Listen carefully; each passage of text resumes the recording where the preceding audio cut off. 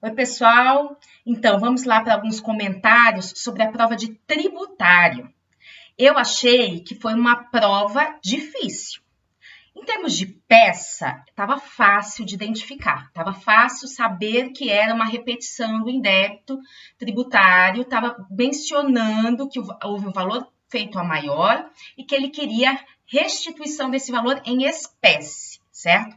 Agora, a grande pegadinha aí dessa questão, nós não sabemos quanto que a FGV vai atribuir para esse quesito, para esse ponto, é quem tinha legitimidade ativa, ou seja, o autor dessa peça processual. Tá? Por quê? Porque era uma questão envolvendo substituição tributária. Né? Então, a indústria faz o recolhimento do tributo pela operação própria e pela operação subsequente, né? Que é feita depois pelo vendedor. Então, é ele que recolhe esse valor, tá joia? E a questão, em todo momento, falava o substituto pagou, o substituto recolheu a maior. Então, nessa linha de raciocínio, a primeira coisa que viria à mente é que exatamente que o substituto ali, né, a empresa alfa, é que seria o legitimado, certo? Por ele ter arcado com o ônus econômico desse tributo nos termos do artigo 166 do CTN. Só que tem um detalhe que em relação ao ICMS tem legislação específica. A Lei Complementar 87 de 96, que é a famosa Lei Candir. E essa legislação traz no seu artigo 10 que, em se tratando de substituição tributária para frente, que é exatamente essa, né, de um fato gerador que ainda não aconteceu, o substituído, quando não ocorrer o fato gerador presumido, terá o direito à imediata e preferencial restituição desses valores. E o STJ, em vários julgados, tem mantido esse entendimento, que tratando-se de ICMS, substituição tributária para frente, não se aplica o artigo 166 do CTN, e sim o artigo 10 da Lei Complementar 87 de 96, tá joia? Então, realmente é um ponto muito controverso, né? Acredito até que alguém que venha a errar esse ponto de modo a prejudicar, ele possa ingressar com o recurso para discutir a questão, mas a resposta apropriada, segundo o entendimento jurisprudencial, é de que a empresa beta, o substituído, é que deve ser o sujeito ativo dessa ação.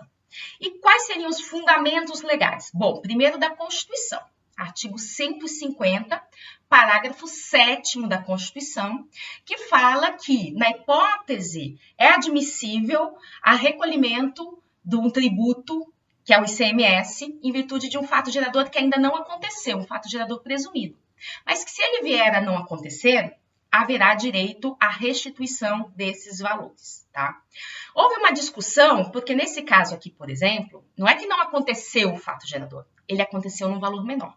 Só que exatamente em 2017, o STF consolidou o entendimento de que quando o fato gerador acontece num valor menor, também tem direito a essa restituição. Então, o artigo 150, parágrafo 7º, é o principal fundamento. É claro que aí a gente tem ainda do CTN, 165, inciso 1º do CTN, que fala do pagamento a maior ou indevido, e o próprio artigo 10 da Lei Complementar 87 de 96. Idealmente, então, na hora de responder a parte do direito, eu abriria um tópico sobre a legitimidade ativa para justificar porque que a empresa beta, nesse caso, substituído, né? E também aí, em termos de fundamentação legal, de teses, né, nós iríamos para o 155, inciso 2 da Constituição, que diz que o fato gerador do ICMS é a operação de circulação de mercadorias. Logo, a base de cálculo tem que ser o valor dessa operação de mercadorias, né? Se o fato gerador presumido não acontecer, segundo o 150, parágrafo 7º da Constituição, tem direito à devolução, e o fato gerador de 16, que era o presumido, não aconteceu. Aconteceu outro fato gerador menor, de 14, portanto, o valor pago a mais deve ser ressarcido. Com o quê?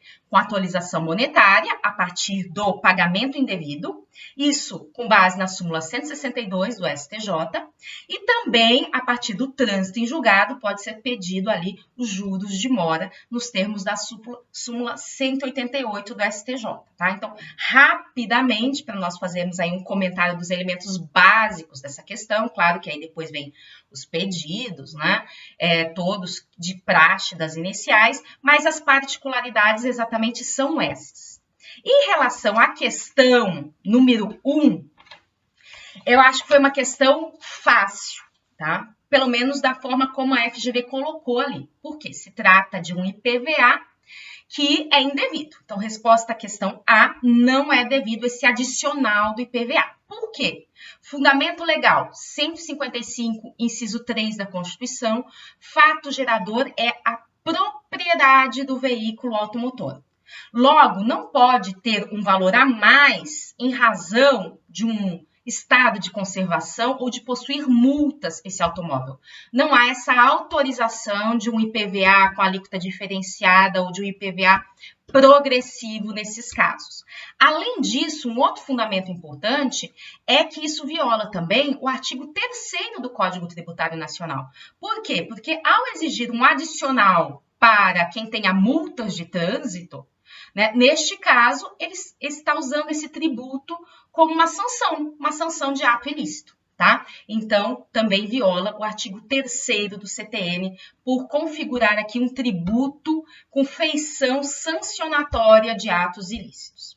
E aí, a questão ainda menciona que foi ajuizada a execução fiscal, mas que o cliente ali, o contribuinte, ele não tem como garantir, tá, essa execução fiscal e ele tem todos os documentos necessários para provar a situação, para provar o seu direito. Então, vejam, aí, o que a FGV ainda coloca no enunciado? Aquilo que eu sempre falo, a FGV diz no enunciado que ela quer. E ela põe ali no enunciado que ela quer que você faça nos próprios autos de execução fiscal essa defesa. Então, o que é cabível nos próprios autos de execução fiscal sem garantir essa execução? É exceção de pré-executividade, tá bom? Então, ele está dizendo ali que não precisa de dilação probatória, porque ele tem todos os documentos já. O argumento é de mero direito, que é a questão da inconstitucionalidade e ilegalidade desse adicional. E, portanto, com base no direito de petição, que é o artigo 5º, inciso 34 da Constituição Federal, ele tem o direito de apresentar uma exceção de pré-executividade. Essa é a medida cabível, consolidado ainda esse entendimento pelos nossos tribunais. Nós temos a respeito do assunto também a súmula 393 do STJ. Então, vejam aqui que não é que são questões difíceis em si, mas elas são bem detalhadas e exigem vários elementos de fundamentação. Inclusive, nas questões 2, 3 e 4, a professora Jaqueline vai fazer os comentários com vocês e nós vemos que ali nesse meio do caminho tem realmente algumas questões difíceis se nós pensarmos para alguém que é recém-formado, né, que está prestando o exame de ordem. Mas todos esses pontos, né, estão aqui na legislação e a questão até da exceção de pré-executividade foi algo que nas minhas dicas ali no Instagram eu até mencionei, né, que quando tem execução fiscal sem garantia do juízo, cabe ali a exceção de pré-executividade, certo? Então, é uma prova que não foi fácil, né? Mas que pelo menos a identificação da peça foi fácil e os argumentos também foram fáceis. Então, eu espero que vocês tenham ido bem nessa prova, que tenham acertado elementos suficientes para conseguir a sua aprovação. E vamos ver como vem depois o gabarito da FGV, que conforme for o caso, ainda a gente pode pensar principalmente nessa questão da sujeição, da legitimidade ativa em algum recurso quanto a isso, porque é bem controversa essa questão. Tá joia? Fiquem com Deus, um grande beijo. E Jaqueline, agora é com você. Vamos lá para os comentários das questões 2 a 4.